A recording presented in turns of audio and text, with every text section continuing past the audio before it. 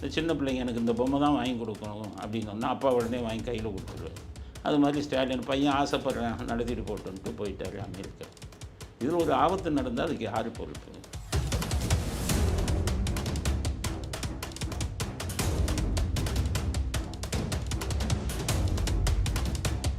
சனி ஞாயிறு அந்த இடத்த பூரா அடைச்சி அங்கே வரக்கூடிய மக்கள்லாம் உள்ளே வரவிடாமல் உங்களுக்கு பொழுதுபோக்குக்கு நடத்துறதுக்கு வந்து தமிழ்நாடு தான் கிடைச்சதா? இது நீதிமன்றங்களும் பாதுகாப்போடு நடத்துங்கிறாங்க. அப்போ திருப்பி எப்போ வேணாலும் இதே மாதிரி நடத்தினா நீதிமன்றம் அனுமதி கொடுத்து தான் ஆகணும். கார் பந்தய மைதானத்திலேயே எத்தனை ஆக்சிடெண்ட் நடக்குது? ரோட்டில் போயிட்டு இருக்கும்போது சைடில் மோதி எத்தனை பேர் சாகுறாங்க?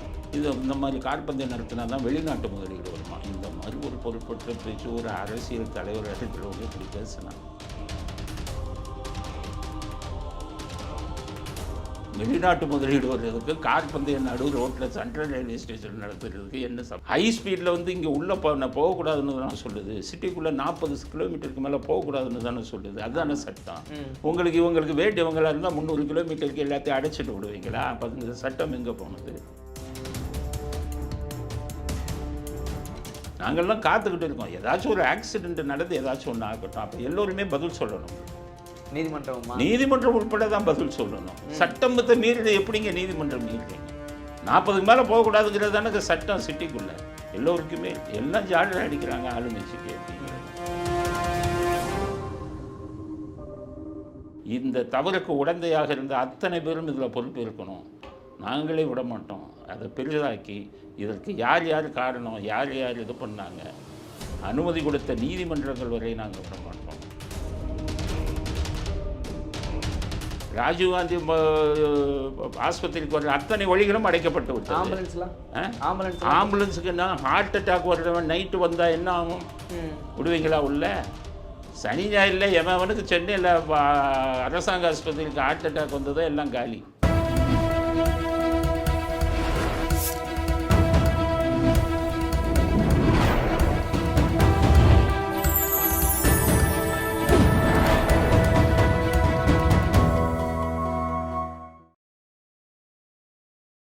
சேனல் 5 தமிழ் நேயர்களுக்கு வணக்கம்.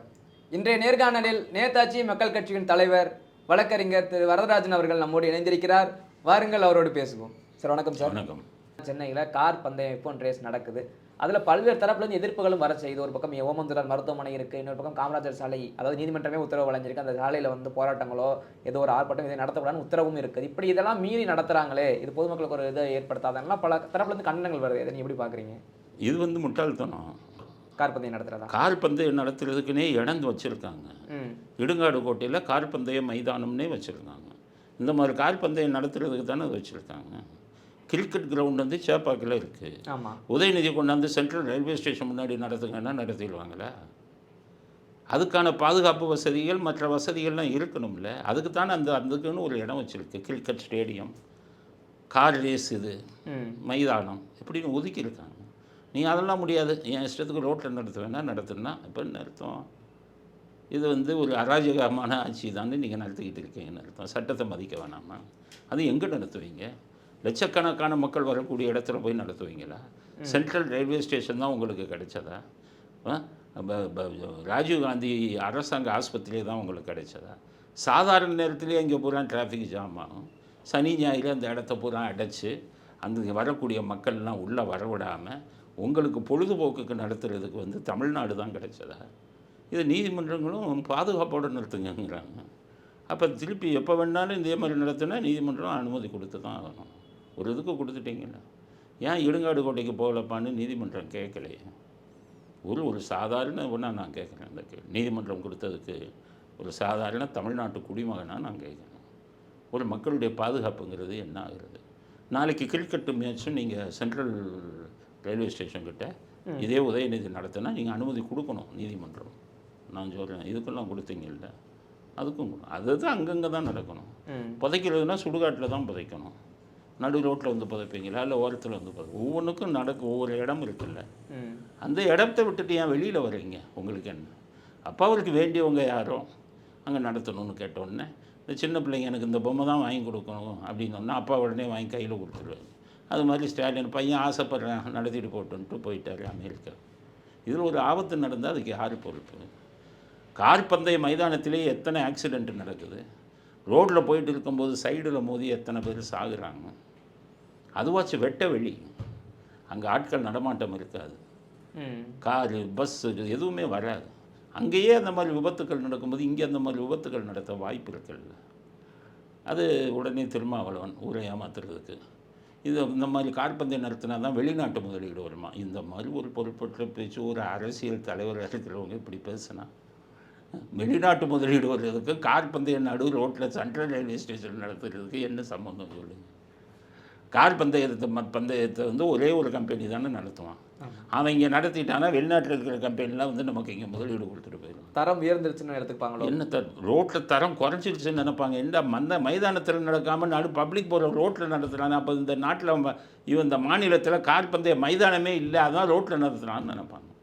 இதை வந்து நீங்கள் ஹை ஸ்பீடில் இப்போ கார், இப்போ சில பேர் பைக் ரேஸ் மாதிரி நடு ராத்திரியில் ஓட்டுவான். 200 கிலோமீட்டர் 250 கிலோ காரும் ஓட்டுவான். ஈசிஆர் ரோட்டில் பார்த்தீங்கன்னா அவளையும் பிடிச்சி சீஸ் பண்ணி ஃபைன் அடித்து காரை சீஸ் பண்ணுறாங்களா இல்லையா? அப்போ அந்த சட்டம் என்ன சொல்லுது? ஹை ஸ்பீடில் வந்து இங்கே உள்ளே போகக்கூடாதுன்னு தானே சொல்லுது. சிட்டிக்குள்ளே 40 கிலோமீட்டருக்கு மேலே போகக்கூடாதுன்னு தானே சொல்லுது. அதுதானே சட்டம். இவங்களுக்கு வேண்டியவங்களாக இருந்தால் 300 கிலோமீட்டருக்கு எல்லாத்தையும் அடைச்சிட்டு விடுவீங்களா? அப்போ அந்த சட்டம் எங்கே போனது? இதெல்லாம் எப்படி வேடிக்கை பார்த்துக்கிட்டு இருக்கீங்க? எல்லாருமே தான் வேடிக்கை பார்க்குறாங்க. நீதிமன்றம் அனுமதி கொடுக்குறாங்கல்ல. நாங்கள்லாம் காத்துக்கிட்டு இருக்கோம். ஏதாச்சும் ஒரு ஆக்சிடென்ட் நடந்து ஏதாச்சும் ஒன்று ஆகட்டும். அப்போ எல்லோருமே பதில் சொல்லணும்ல. நீதிமன்றம் உட்பட தான் பதில் சொல்லணும். சட்டத்தை மீறி எப்படிங்க நீதிமன்றம் மீறுறீங்க? 40க்கு மேலே போகக்கூடாதுங்கிறது தானே சட்டம் சிட்டிக்குள்ளே. இவங்க கொண்டாந்து வச்சாங்கன்னா அவங்க இஷ்டத்துக்கு பண்ணுவீங்களா? அப்போ இன்னுமே கார் ரேஸில் போகிறான், பைக் ரேஸில் நைட்டு 2 மணிக்கு போகிறான், எவனையும் பிடிக்காதீங்க. நீங்கள் தான் அனுமதி கொடுக்குறீங்கல்ல. அப்படி இதற்கு அனுமதி கொடுத்தது வந்து எந்த சட்டத்தின்படி இல்லையே. நீதிமன்றம் சட்டப்படி தான் சொல்லணும். சட்டத்தை மீறி சொல்லுவாங்களா நீதிமன்றம்? அதனால் எல்லோருக்குமே எல்லாம் ஜாலியாக அடிக்கிறாங்க ஆளுங்கட்சிக்கு அப்படிங்கிறது தான். இல்லை, இது நடக்கும் பட்சத்தில் தமிழ்நாட்டின் பெயர் உலக அளவில் தெரியும். என்ன உலக அளவில் தெரியும்? இடுங்காடு கோட்டையில் நடத்தினா உலகத்தில் பாதிக்கு தான் தெரியும். இந்த பப்ளிசிட்டி எங்கே நடந்து தெரிஞ்சிருக்கு? எங்கே? தமிழ்நாட்டில் தானே நடக்குது. அது சென்னைக்கு பக்கத்தில் தானே நடக்குது. சென்னையிலேருந்து 20 கிலோமீட்டர் தாண்டி நடக்குது. 20-30 கிலோமீட்டர் இருக்கும் இடுங்காடு கோட்டை இங்கேருந்து. இது 30 கிலோமீட்டருக்குள்ளே தானே நடக்குது. அது என்ன அந்த மைதானம் இல்லையா? டிவி கவரேஜ் அங்கே இருக்காதா? இது லைவ் இதெல்லாம் அங்கே போட மாட்டாங்களா? இங்கே தான் போடுவீங்களா? பொதுமக்கள் பாதுகாப்புக்காக ஆக்சிடெண்ட் வரக்கூடாதுன்னு சென்ட்ரல் மீடியன்னு நடுவில் போட்ட தடுப்புகள் எல்லாம் தூக்கி எறிஞ்சிட்டாங்களே ஒரு நாள் கூத்துக்காக. அப்போ பாதுகாப்பு நடவடிக்கைக்கு எடுத்த எல்லாத்தையுமே 2 நாள் இதுக்காக தூக்கி எல்லாத்தையும் போட்டுட்டு இவங்க நடத்துவாங்களா? அதுக்கு தான் நான் கேட்குறோம். அதனால் எதை எங்கே நடத்த வேண்டுமோ அதை அங்கே தான் நடத்தணும். இப்போ நீதிமன்ற விசாரணைகள்லாம் கோர்ட்டில் தானே நடக்கணும்.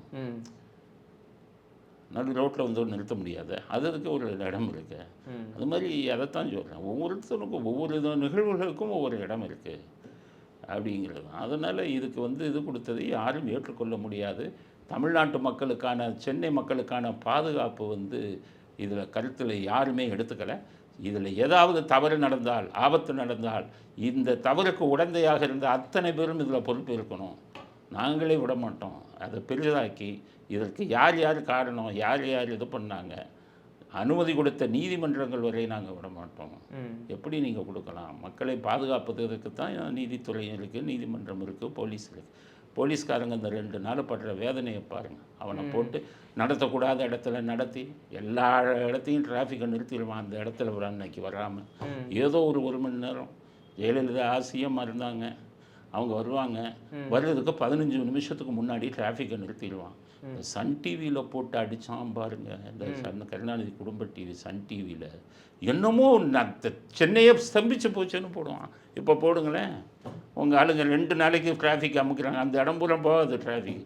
பந்தயம் நடக்கிற டைமில் எல்லாம் நின்று எத்தனை மணி நேரம் டிராஃபிக்கை நிறுத்தணும்? பொதுமக்களுக்கு எவ்வளோ இதாகும்? ராஜீவ்காந்தி ஆஸ்பத்திரிக்கு வர்ற அத்தனை வழிகளும் அடைக்கப்பட்டு விட்டது. ஆம்புலன்ஸுக்குன்னா ஹார்ட் அட்டாக் வர்றவன் நைட்டு வந்தால் என்ன ஆகும்? விடுவீங்களா உள்ள? சனி ஞாயிறில் எவனுக்கு சென்னையில் அரசாங்க ஆஸ்பத்திரிக்கு ஹார்ட் அட்டாக் வந்ததோ எல்லாம் காலி. இது நடந்துக்கிட்டு இருக்கும்போது, ரேஸ் நடந்துக்கிட்டு இருக்கும்போது ஆம்புலன்ஸ் வந்தால் விடுவாங்களா? ரேஸுக்கு தான் முக்கியத்துவம் கொடுப்பாங்க. இது எல்லாத்தையும் விட்டுட்டு ஒரு முதலமைச்சர் அங்கே போயிட்டார், யூஎஸ்க்கு போயிட்டார், அமெரிக்காவுக்கு. அங்கே போய் ஜிம்மில் எக்ஸசைஸ் எடுத்துக்கிட்டு இருக்காரு. அதுதான் அதை விட கொடுமை. அந்த எக்ஸசைஸ் இருக்கிற ஃபோட்டோ எடுத்து வீடியோ எல்லாத்தையும் போட்டுக்கிட்டு இருக்காரு. எக்ஸசைஸ் போய் எடுத்தது பரவாயில்ல, ஜிம்மில் நீங்கள் யார் ஜிம்முக்கு போனாலும் எப்படி போவீங்க? டிஷர்ட்டை போட்டு போவீங்க, ஆஃப் ட்ரையர் போட்டு போவீங்க, பனியனோட போவீங்க. ஏன்னா வேர்த்து ஊற்றும். அப்போ உங்களுக்கு இதாக இருக்கும். ஃபுல் மேக்கப்பு போட்டு விக்கும் வச்சுட்டு ஜிம்முக்கு போன யாரையாச்சும் நீங்கள் கேள்விப்பட்டிருக்கீங்களா? விக்கோட ஃபுல் மேக்கப்போட அப்படி ஒரு ஜிம் இதுக்கு பக்கத்தில் நின்று போஸ்ட் கொடுக்குறாரு. இங்கே தமிழ்நாட்டில் என்ன ஆச்சு? எதுவும் பிரச்சனை வந்துடக்கூடாது ஜனங்களுக்கு. இப்படி ஒரு ரேஸ் நடக்குது, நம்ம ஆட்சியில் இருக்கணுங்கிற கவலை துளி கூட இருக்கு அவருக்கு. இன்சார்ஜ் முதலமைச்சருக்கு போட வேணாமா? பொறுப்புன்னு ஒருத்தருக்கு போட வேணாமா?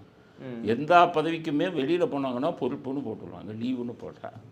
இவருக்கு மட்டும் 15 நாள் வெளியில் போகிறாரு. அந்த முதலமைச்சர் பொறுப்பை யாரு கவனிப்பா? முக்கியமான இதெல்லாம் யாருக்கு எழுத்து போடுவா? முக்கியமான ஃபைல்கள்லாம் இருக்குது, யாருக்கு எழுத்து போடுவா? எதை பற்றியும் யோசிச்சாரா? இளவரசருக்கு வேண்டியதை செய்யுங்கன்ட்டு போயிட்டார். என்ன செய்யுது தமிழ்நாட்டின் தலைவிதி? எப்படி நடக்குதுன்னு பார்ப்போம். நல்லபடியான ஆண்டவன் தயவில் நல்லபடியாக நடந்தால் எல்லாருக்கும் மகிழ்ச்சி. யாருக்கும் எந்த பிரச்சனையும் இல்லாமல், ஒரு விபத்து இல்லாமல் இது இருந்தால் ரைட்டு, ஏதோ தொலைஞ்சு போங்கன்னு விட்டுடலாம். ஏதாவது நடந்துச்சுன்னா அப்புறம் எல்லோருமே பதில் சொல்லணுமே. இதில் சம்மந்தப்பட்ட அத்தனை பேர் வந்து பதில் சொல்லணும். பாதுகாப்போடு நடத்துங்கன்னு நீதிமன்றம் சொல்கிறேன். என்ன பாதுகாப்பு நிறுத்துவீங்க? லட்சக்கணக்கான மக்கள் சென்ட்ரல் ரயில்வே ஸ்டேஷனில் வந்து ஒவ்வொரு மாநிலத்திலேருந்து வரான். நம்ம தமிழ்நாட்டுக்குள்ளே இருக்கிற பல மாவட்டங்களில் இருந்ததில் வருது. எப்போவுமே கூட்டம் நிரம்பி ஒழியக்கூடிய இடம். நிறுத்திடுவீங்க. அப்போ வர்றவனெல்லாம் என்ன பண்ணுவீங்க? ட்ரெயினை கேன்சல் பண்ணுவீங்களா? இல்லை ட்ரெயினில் இறங்கினோடனே சென்ட்ரல் ரயில்வே ஸ்டேஷன் பிளாட்ஃபார்மில் படுக்க வைப்பீங்களா?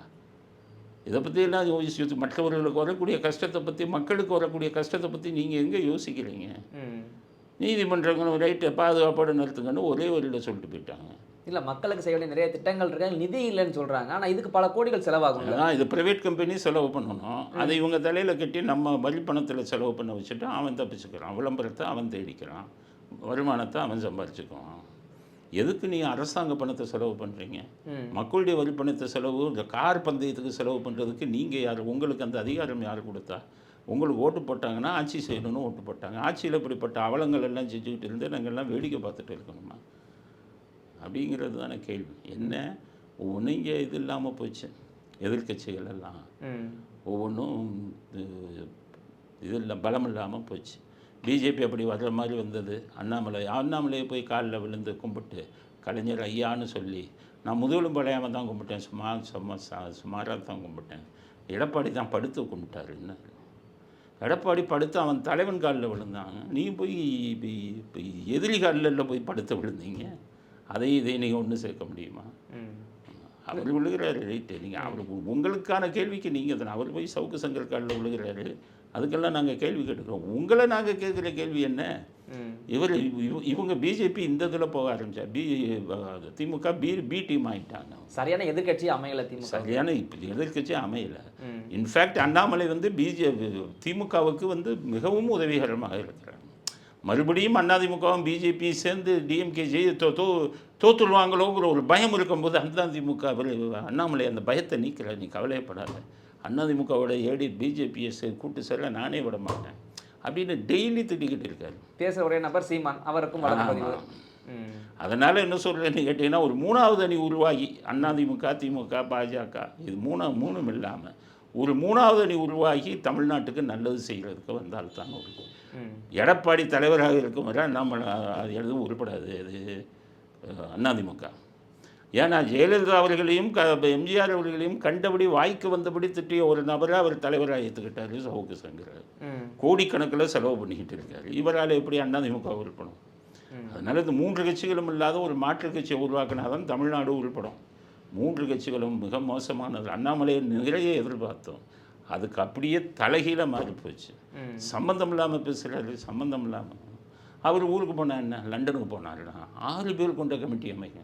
அது என்ன 6 பேர் கொண்ட கமிட்டி? ஒருத்தர் போயிட்டா இன்னொரு இடைக்கால தலைவரை போடுங்க. இவங்க ராமர் கோயிலை கட்டினவங்க இல்லை, அதனால் ராமர் பாணியை ஃபாலோ பண்ணுறாங்க. ராமர் வனவாசம் போகும்போது இவர் பரதன்ட்டு ஆட்சியை கொடுத்தா நான் பண்ண மாட்டேன், அண்ணனோட செருப்பு வச்சுருங்க, அப்படின்னு சொல்லி செருப்பை வச்சுக்கிட்டு அவர் அரியணையில் வெளியிலேருந்து ஆட்சி இது பண்ணிக்கிட்டு இருந்தார், நாட்டை நிர்வகிச்சுக்கிட்டு. அதே மாதிரி பாஜக அண்ணாமலை லண்டன் போயிட்டார். அவருக்கு பதிலாக ஆள் போட போய் இது இல்லை, 6 பேர் கொண்ட குழு அமைக்கணும். திமுகவும் அதே தான் ஃபாலோ பண்ணுதோ?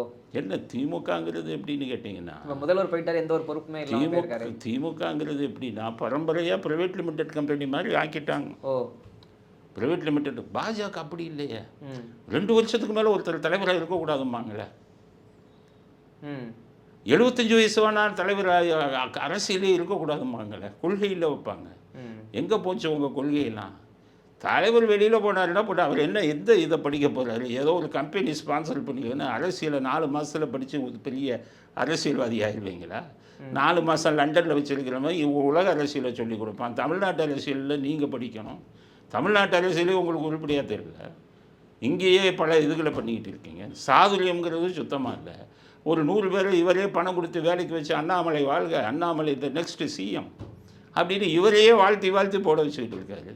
இவரை திட்டினா அதில் ஐடி டீமில் திட்டுவாங்க, அவங்க கட்சிக்காரனே திட்டுவாங்க, கட்சிக்காரனே வீடியோ எடுத்து இன்டர்நெட்டில் போடுவாங்க. எப்படி உருப்படும் அந்த கட்சி? இப்படிப்பட்டவரை வச்சுக்கிட்டு அவர் 4 மாதம் எங்கேயோ போகிறாராம். என்னத்தை போகிறீங்க? என்ன உங்களுக்கு என்ன அரசியல்? உங்களுக்கு அரசியல் ஜீரோங்கிறது நீங்கள் இவ்வளோ நாள் இருந்ததுலேயே தெரிஞ்சுக்கிட்டோமே. ட்ரங்க் பெட்டியில் கொண்டு போய் கொடுத்தீங்களே டிஎம்கே ஃபைல் 1 ஃபைல் 2ன்னு என்ன ஆச்சு சொல்லுங்கள்? அரசாங்கத்தை நீங்கள் தான் நடத்துகிறீங்க, என்ன நடவடிக்கை எடுத்தீங்க? அப்போ ஊரை ஏமாத்துகிற வேலை தானே. அதனால் நல்ல தலைவர்கள் தமிழ்நாட்டுக்கு கிடைக்கல, வேதனைக்குரிய விஷயம் இந்த 3 கட்சிகள்லையும். அதனால் மாற்று இதை நம்ம யோசிக்கணும். ஓகே சார், அது வந்தால் தான் தமிழ்நாட்டுக்கு நல்லது அப்படிங்கிறது தான் என்னுடைய கருத்து. ஓகே சார், நேரத்தை ஒதுக்கி பயிர் தந்தமைக்கு ரொம்ப நன்றி. பேசுவோம்.